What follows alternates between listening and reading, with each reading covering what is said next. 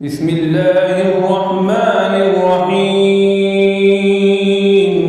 ولما جاءهم رسول من عند الله مصدق لما معهم نبذ فريق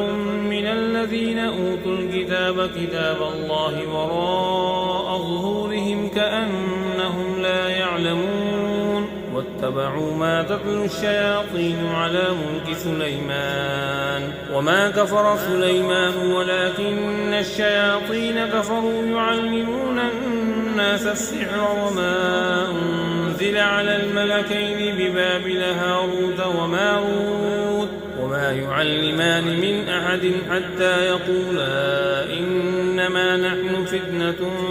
فلا تكفر فيتعلمون منهما ما يفرقون به بين المرء وزوجه وما هم بضارين به من أحد إلا بإذن الله ويتعلمون ما يضرهم ولا ينفعهم ولقد علموا لمن اشتراه ما له في الآخرة من خلاق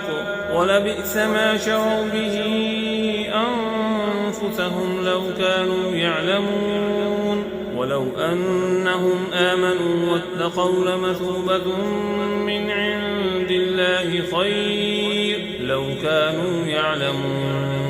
يا أيها الذين آمنوا لا تقولوا راعنا وقولوا انظرنا واسمعوا وللكافرين عذاب أليم ما يود الذين كفروا من أهل الكتاب ولا المشركين أن ينزل عليكم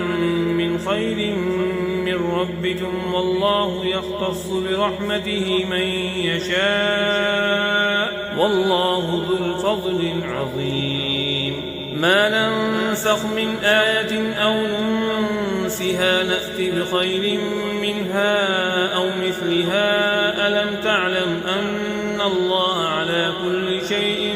قدير ألم تعلم أن الله له ملك السماوات والأرض وما لكم من دون الله من ولي ولا نصير أم تريدون أن تسألوا رسولكم كما سئل موسى من قبل ومن يتبدل الكفر بالإيمان فقد ضل سواء السبيل